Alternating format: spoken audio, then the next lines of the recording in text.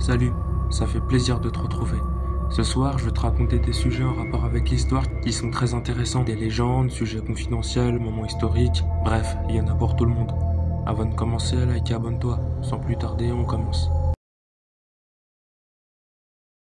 Le noyau du monde, en outre, c'est lui qui nous maintient en vie. Découvert durant le Paléolithique supérieur, cet arbre est gigantesque. Il mesure environ 700 mètres de hauteur pour une largeur de 300 mètres. Lorsqu'on s'approche de lui, on peut ressentir son cœur battre. Et d'après la légende, c'est lui qui répare les dégâts dus à l'humain, que ce soit les feux, les sécheresses, la pollution, etc. De plus, il filtre notre oxygène. Et grâce à ses racines dans les 4 coins du monde, il absorbe pas mal de CO2. L'énergie que cet arbre produit va directement dans les 4 milliards de forêts que le monde possède. Concernant son évolution, elle ne s'arrêtera jamais. C'est malheureux, mais au fil des siècles, il ne fera que de la montée en puissance pour subvenir à nos besoins. Bien évidemment, il a une limite. Et quand celle-ci sera atteinte, prépare-toi parce que tu vas vivre la même journée que dans 2012. Car si lui chute, c'est ta maison qui part.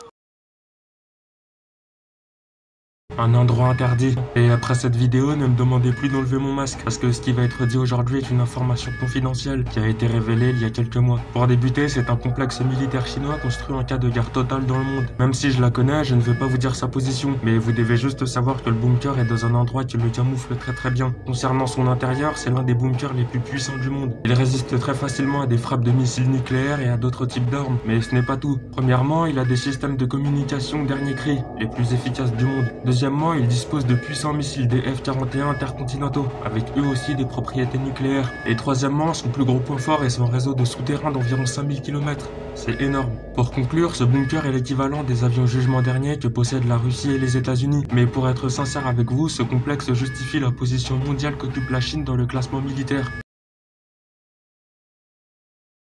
Une tactique gagnante. Le contexte est simple. Nous sommes en pleine guerre opposant les Grecs face aux Troyens. Les dates restent encore floues, mais d'après d'autres chercheurs, le conflit a eu lieu entre 1250 et 1180 avant Jésus-Christ. Pour revenir à la stratégie, elle est simple. L'objectif des Grecs était de percer les défenses de Troie. Pour cela, ils vont tout tenter, mais ça ne marchera pas. Jusqu'à ce que Ulysse, l'un des héros de la mythologie grecque, expose son plan.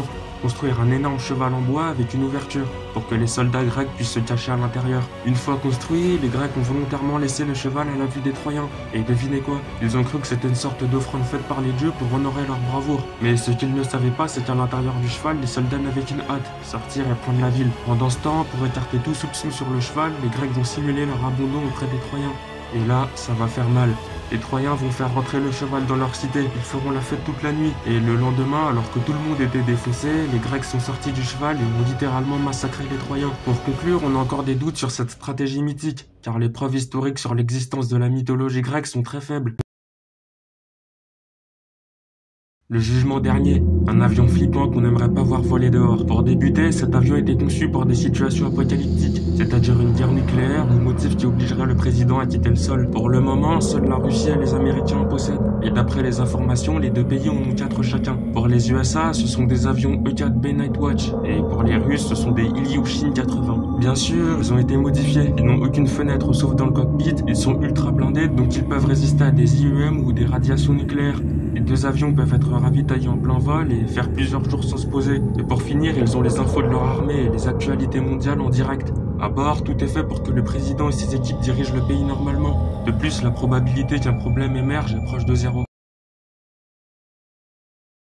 Un enfant différent. Ce soir, je vais te parler de l'histoire de Ricard Webb, un enfant de 3 ans qui a disparu pendant 2 jours. Tout commence le 3 juin 2022 lorsque Ricard va échapper à la vigilance de ses parents. D'après le rapport, le garçon était passionné par les insectes et apparemment il a marché pendant plusieurs heures juste pour regarder de simples bestioles. Lorsque les agents ont été avertis de sa disparition, ses chances de survie étaient très faibles, car le Montana c'est que de la forêt et les conditions climatiques de nuit sont extrêmes. De plus, l'endroit est habité par des animaux sauvages, comme des ours ou des pumas. Heureusement, l'enfant a été retrouvé 2 jours plus tard dans un hangar abandonné, à plus de 3 km de chez lui. Et le shérif Darren Short en charge de l'affaire a fait un communiqué en disant que le petit garçon était très heureux de retrouver ses parents. Mais pour être franc avec toi, il y a pas mal de zones d'ombre sur cette affaire. Premièrement, comment un enfant de 3 ans a réussi à se nourrir dans une forêt sauvage et à rester en excellente santé malgré des températures anormales. Deuxièmement, son état mental. Le petit garçon n'était absolument pas traumatisé. Et lorsqu'il a raconté son histoire au shérif, il n'a pratiquement rien dit, ce qui est très étonnant pour un enfant en bas âge. Et troisièmement, pourquoi ses parents ont mis plus de 2 heures avant de lancer l'alerte? L'affaire reste un mystère, mais d'après moi, l'enfant a vu des choses qui ne sont pas adaptées à son âge. De plus, l'hypothèse visant à dire que Ricard n'était pas seul durant ces 2 jours est une évidence, mais il reste à savoir qui l'a aidé. Dis-moi ce que t'en penses en commentaire, et abonne-toi.